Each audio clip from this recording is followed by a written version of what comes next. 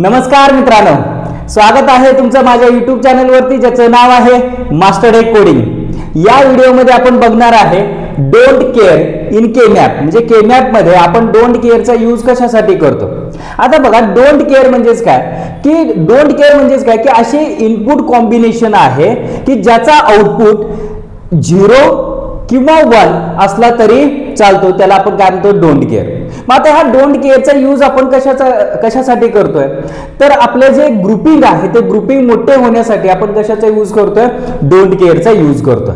मग आता don't care जो आहे तो आपण डिनोट करत असताना एक तर एक्स न डिनोट करतो किंवा तुम्ही डी न सुद्धा काय करू शकता, डिनोट करू शकता। मग आता डोंट केअर म्हणजेच काय की असे इनपुट कॉम्बिनेशन आहे ज्याचा आउटपुट काय 0 असला तरी चालतो, 1 असला तरी चालतो। म्हणजेच काय आपल्याला ग्रुपिंग जर काय करायचं असेल, मोठं करायचं असेल, ओके, त्यासाठी आपण कशाचा यूज करतोय, डोंट केअरचा यूज करतोय। मग आता एक एक्झाम्पल आपण बघूया आणि त्या एक्झाम्पल थ्रू आपण समजून घेऊया की डोंट केअर कशा पद्धतीने आपण यूज करतोय। मग आता बघा, आता आपल्याला काय दिलाय क्वेश्चन मध्ये, एक फंक्शन दिलाय 4 व्हेरिएबलचा। म्हणजे आता 4 व्हेरिएबल केमॅपचा यूज करून आपल्याला काय करायचा, हा जो एक्सप्रेशन आहे तो सॉल्व्ह करायचा। ओके, मग हा तुमचा काय 4 व्हेरिएबल केमॅप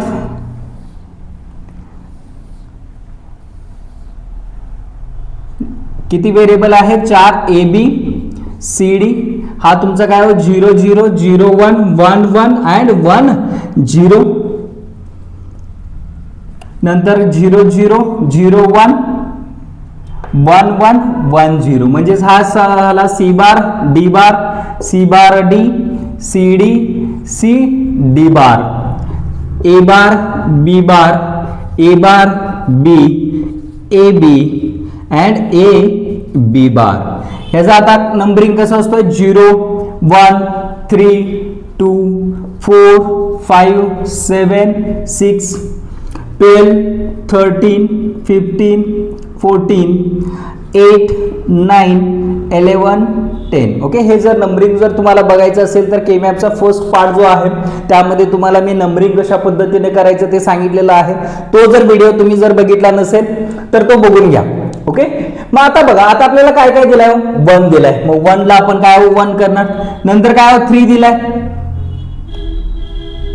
ओके, मग आता 3 ला काय करा 1 करा, नंतर काय 7 दिलाय, नंतर काय 9 दिलाय। ओके, आणि डोंट केअर मध्ये आपल्याला काय काय दिलाय बघा, 5 आणि 13। म्हणजेच काय 5 म्हणजे 5 ला काय मी क्रॉस करतो, म्हणजे दोन पद्धतीने तुम्ही काय करू शकता, डोंट केअरचा यूज करू शकता। नंतर काय 13 दिलेला आहे, मग हा 13 तुमचा काय झाला, क्रॉस झालेला आहे। मग आता आपल्याला काय करायचं, ग्रुपिंग करायचं आहे। मग आता बघा, ह्या 1 चा जर विचार केला तर ह्या 1 चा कितीचा ग्रुप होतोय, पहिल्यांदा हा 16 चा सेल आहे म्हणल्यावरती 8 चा ग्रुप होतोय का चेक करायचा। 8 चा ग्रुप होत नसेल तर 4 चा ग्रुप होतोय का, होतोय। बघा, हा जर तुम्ही बघितला हा 4 चा ग्रुप तुमचा झालेला आहे। मग आपण डोंट केअरचा यूज आपण कशासाठी करतोय, ग्रुपिंग मोठे करण्यासाठी आपण कशाचा यूज करतोय, ह्या डोंट केअरचा यूज करतोय। मग आता ह्या 1 चा जर विचार केला, ह्या 1 चा 4 चा ग्रुप होतोय का, होतोय। ओके, 8 चा होत नाही पण 4 चा काय होतोय। मग अशा पद्धतीने आपण डोंट केअरचा यूज करून आपण काय करतोय, ग्रुपिंग मोठं करण्यासाठी आपण कशाचा यूज करतोय, डोंट केअरचा यूज करतोय। आणखी एक गोष्ट लक्षात ठेवा, जर डोंट केअरचा यूज जर होत नसेल तर त्याचा यूज करायचा नाही। जर सपोज ग्रुपिंग जर होत असेल तरच त्या डोंट केअरचा यूज करायचा, अदरवाइज डोंट केअरचा यूज करायचा नाही।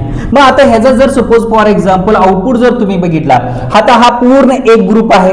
मग ह्याच्यामध्ये काय 4 रोज आहेत, मग 4 रोज मध्ये काय कॉमन काय नसणार नाहीये। मग त्यामुळे फक्त आणि फक्त काय असणार आहे, तुमचा कॉलम असणार आहे, मग C बार D प्लस। आता ह्या ग्रुपचा विचार केला तर 2 रो आहेत, 2 कॉलम, मग 2 रो मध्ये कॉमन काय आहे A बार आणि 2 कॉलम मध्ये कॉमन काय आहे D। मग ह्या पद्धतीने आपण काय करतो, डोंट केअरचा काय करतोय, यूज करतोय। ओके, मग आता हा झाला आपण काय हा SOP फॉर्म मध्ये काय केलं, आपण सॉल्व्ह केलेलं आहे। आता हाच एक्झाम्पल POS मध्ये कशा पद्धतीने सॉल्व्ह करायचा आपण बघूया। आता आपल्याला माहित आहे की POS मध्ये जो 0 आहे त्याला काय ऍज इट इज देतोय आणि 1 असेल तर त्याला काय देतो, बार देतोय। ओके, मग आता बघा हा काय झाला तुमचा AB झाला, नंतर काय हा ए बी बार झाला, ए बार बी बार झाला, हा ए बार बी झाला। सेम तसंच काय हो सी डी, नंतर काय हो सी डी बार, सी बार डी बार आणि काय हो सी बार डी. मग ह्या पद्धतीने असतोय. आणि काय हो की जो 1 आहे पीओएस मध्ये आपण काय करतोय 1चं 0चं ग्रुपिंग करतोय, त्यामुळे इथं काय असणार आहे तुमचे 0 असणार आहे. बरोबर आहे. मग आता बघा पीओएस मध्ये आपण हे कशा पद्धतीने सॉल्व्ह करणार.